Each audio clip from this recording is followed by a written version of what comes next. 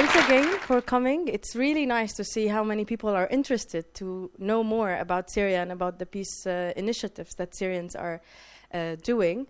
And I'm happy that Rafif already gave like an overview of how things happened in Syria. And I will just share a little bit of my own experience.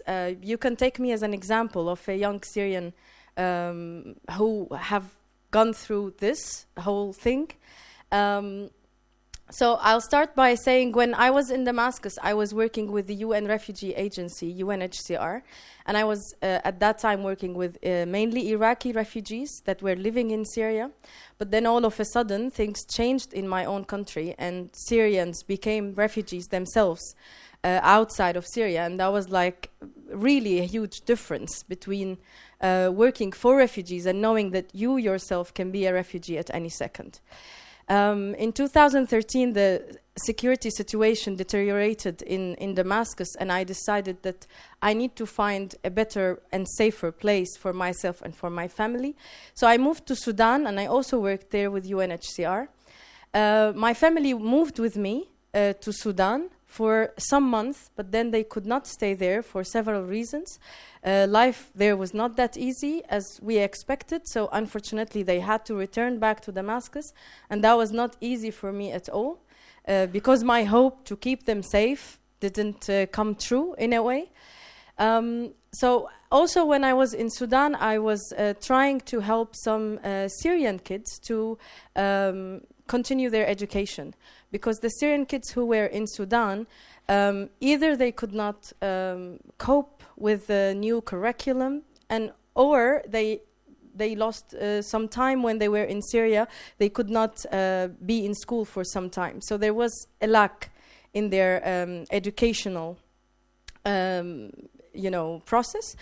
And so what I had an idea, it was a very simple idea at the beginning. I called it Educate to Educate. And what I did is that I taught internationals who live in Sudan Arabic, and I saved the money that I got from them in order to give free classes to Syrian children to support them with their school studies. But after really like planning and asking for help, and many people were interested to support me, at the end of the day, the project didn't work out for logistic-related reasons, like the transportation for the children was not available easily, the place where we wanted to have the classes, etc. At the end of the day, I was so disappointed that I could not manage this. But what I learned from this experience is that we should never lose hope. So we should keep doing things. Sometimes they work, sometimes they don't, but the moment we lose hope, we almost lose everything. At the same time, when I was in Sudan, I was applying for master's studies because I wanted to learn more about human rights issues from an academic perspective, conflict issues. And the reason why I wanted to do this is to hopefully in the future I go back to Syria, and I want to provide human rights education for children in Syria. Because what the Syrian children, what they have seen, is not something that any child should experience. So that's why I applied to do my master's in the Netherlands, and I am here doing my master's here at the ISS about human rights, conflict, and gender studies. Forgot what I wanted to say. So yeah, being here in the Netherlands is very helpful for me, especially here in The Hague, because there are many events that I can participate in, and I can support in peace initiatives. I can support in refugee-related activities as well, which is really good, and I'm happy to be able to do that. But at the same time, of course, life here is not as easy as we think. For all of us, our minds and our hearts are always back home with our families, how they're doing. We're worried all the time.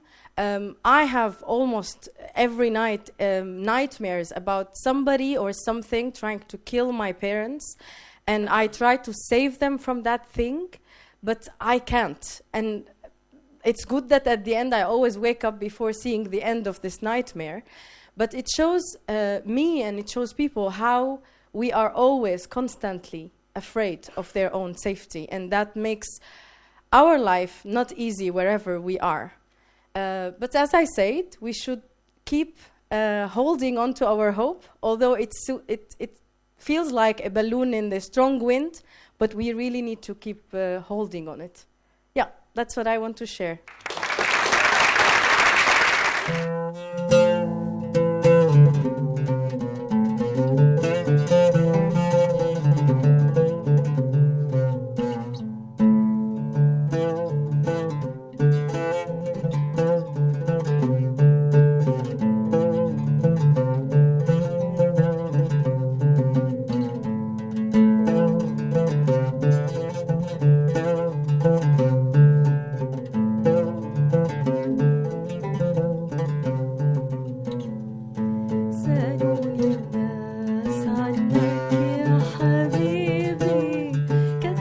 المكاتب